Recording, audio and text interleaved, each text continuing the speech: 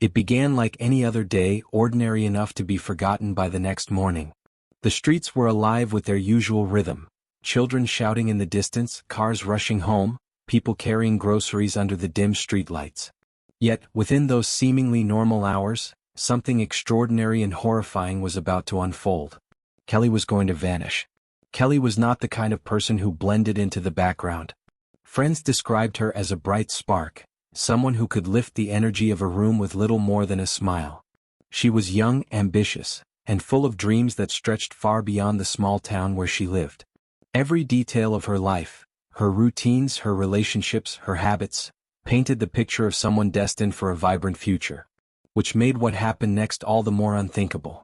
That evening, Kelly went about her life without any sign of what was coming. Her phone records later revealed short calls to friends, messages about everyday matters, and one final conversation with her mother. Her words were casual, her tone calm, "I'll be home soon." It was a promise that would never be fulfilled. The hours that followed turned into a void. Calls went unanswered. Texts were left unread. It was as if the young woman had been swallowed whole by the night itself. For her family, panic set in almost instantly. This was not the kind of person who simply walked away. Something was wrong, and they could feel it deep in their bones. Her mother's voice shook as she dialed friends, asking if anyone had seen her. They hadn't. The streets she should have walked down were empty, and there was no sign of her. With each passing minute, dread thickened in the air. By midnight, the situation had escalated beyond denial. Kelly was gone. Her family stood in the stillness of her empty bedroom, her belongings untouched, her phone eerily silent. A space that should have been filled with the presence of someone so alive now felt hollow, like the set of a play after the actors have left. The police were called, though at first they treated the case with routine skepticism. "She's probably out with friends," one officer said, "give it time." But Kelly's family knew better. Something was terribly, irreversibly wrong. In the days that followed, whispers spread through the community. Some believed she had chosen to leave, others muttered about darker possibilities. But in the hearts of those who knew her, the truth was undeniable. Kelly had not left by choice. And in the shadows of the city, someone knew exactly where she was. The days after Kelly's disappearance bled together into a haze of fear and unanswered questions. Her mother barely slept, her eyes fixed on the front door as though her daughter might walk back through it at any moment. Friends flooded the family's small living room, each one replaying their last conversations with Kelly, searching for hidden meanings, some subtle clue they might have missed. But every detail led to nothing. The words she had spoken before vanishing were normal, casual, too ordinary to be her final trace. The police, meanwhile, treated the case with frustrating indifference. Reports were filed, a few questions asked, but the tone was always the same: "She'll turn up." Young people wander off. Their dismissiveness cut deep. For the family, this wasn't about impatience, it was about survival. They knew Kelly hadn't just wandered off. By the third day, neighbors began to speak of strange things. One recalled seeing a dark-colored car idling near the block on the night she vanished. Another remembered hearing a muffled sound like a struggle, though they had dismissed it at the time. Each fragment of testimony was unsettling, like shards of glass scattered across the ground, impossible to step on without feeling the sharp edge of dread. Her bedroom became the center of the search. Police dusted for prints, scoured her phone, but found nothing to suggest she had planned to leave. Her bag was there, her money untouched, her dreams of tomorrow still pinned to the walls in notes and photos. It was as if her life had been paused mid-scene by an unseen hand. Detectives eventually widened their search. Friends were questioned about anyone who might have held grudges, ex-boyfriends, or strangers who had shown unusual interest in her. The answers were vague, unsatisfying. Kelly had no enemies, no dark secrets anyone could point to. She was, by all accounts, the last person anyone would expect to simply disappear. And yet she had. Meanwhile, the media caught the scent of the story. Local stations aired her smiling photo, bright eyes, radiant smile, under headlines that read "Young Woman Missing Without a Trace." Reporters circled like vultures, some genuinely hoping to help, others seeking only the thrill of a tragic headline. The pressure grew, but so did the silence. Then came the first real lead. A nearby shopkeeper mentioned seeing Kelly the night she vanished. She had been walking quickly as though uneasy, and someone, a man, had been trailing a short distance behind her. He was tall, hooded, and never came close enough for the shopkeeper to catch his face. But the image was enough to spark something chilling. Kelly hadn't vanished into thin air. Someone had been there. Someone had watched her. The family clung to hope, but fear whispered the truth in every sleepless night. Someone out there knew exactly what had happened to Kelly. And if she was still alive, time was running out. The missing posters multiplied like a haunting chorus across the city, on lampposts, bus stops, store windows. Kelly's face, once familiar only to those who knew her, had become the silent witness of her own absence. Strangers now recognized her smile, her eyes. Some whispered sympathy, others fear, but all shared the same chilling thought. How could someone simply disappear? Detectives leaned harder into the investigation. Surveillance footage was pulled from every corner near where she was last seen. Hours of grainy tapes flickered across screens in the police station. Pedestrians crossing streets, headlights cutting through the dark, ordinary lives moving forward. And then there she was. Kelly walking briskly under the glow of a flickering streetlight. Her head turned slightly as if she felt eyes on her.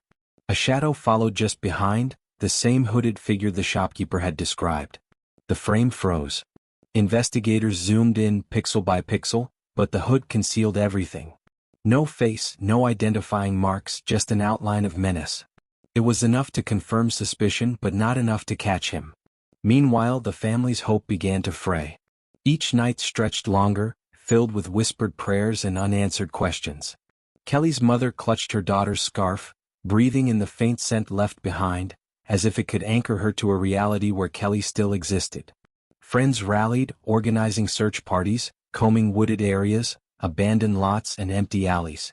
They carried flashlights into the dark, calling her name into silence, but the night gave nothing back. Rumors began to spread, rumors that fed on fear. Some said Kelly had been targeted by someone she knew. Others swore a stranger had been watching her for weeks. Theories swirled like smoke, impossible to hold, impossible to prove. Then a disturbing discovery shook the fragile calm. A discarded bag was found near an overgrown trail on the edge of town. Inside were items Kelly's family immediately recognized: her makeup kit, a notebook, a keychain she always carried. The police taped off the area, treating it as evidence. But there was no blood, no signs of a struggle, nothing to say whether she had left it there willingly or if it had been dropped in the chaos of something darker. For investigators, the trail was growing colder by the hour. They had evidence of someone trailing her, a bag abandoned in the dirt, and a community on edge.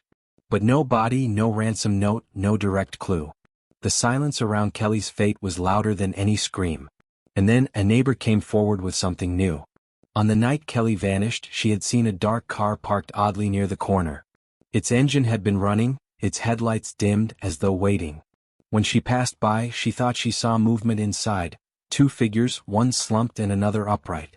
Fear had silenced her then, but now, her words pierced through the stagnant investigation. For the first time, the possibility became unavoidable. Kelly hadn't vanished into nothing. She had been taken. The search for Kelly had stretched into weeks.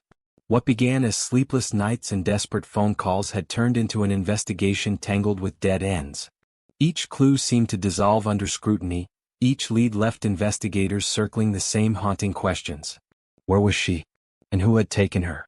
The discovery of the abandoned car changed everything. Detectives traced its registration, uncovering that it belonged to a man already on their radar. Someone with a history of violence, someone known for lurking in the shadows of the community. His name was whispered like a curse in the precinct halls. Surveillance footage, witness reports, and now this vehicle pointed to him with unshakable certainty. Inside the car, forensic teams found fibers matching Kelly's clothing and strands of hair caught in the upholstery. It was no longer speculation. She had been there. The horror her family had dreaded was now undeniable. The manhunt began with urgency. Police combed through his known haunts: a decrepit house at the edge of town, a storage unit rented under a false name, and abandoned warehouses that reeked of secrets. Each location carried traces of his presence, chilling reminders of the predator who had walked unnoticed among them. Finally, in the depths of an abandoned property, they found what they had been fearing and hoping for, in equal measure: a hidden basement. The air was damp, heavy with the stench of mildew and despair. Chains bolted to the wall told their own story. And there, in the center of the room, were the belongings of Kelly: a torn jacket, a broken phone, and the unmistakable necklace her mother had given her. The truth was merciless. Kelly had been held captive. And by the time investigators arrived, she was gone. Whether she had been moved, whether she had escaped into the night, or whether something worse had happened in those walls, no one could say. All that remained was silence, heavier than ever. For her family, closure would never truly come. They clung to fragments, her photos, her laughter frozen in videos, the possibility that somewhere, somehow she was still alive. For investigators, the case became a scar, a reminder of the evil that can walk hand in hand with the ordinary. And for the community, Kelly's disappearance was no longer just a mystery. It was a wound that whispered every time they walked those streets at night: if she could vanish, anyone could. In the end, the case of Kelly was less about what was found, and more about what was never answered. A story that began with a promise, "I'll be home soon," and ended with a question mark carved into the darkness.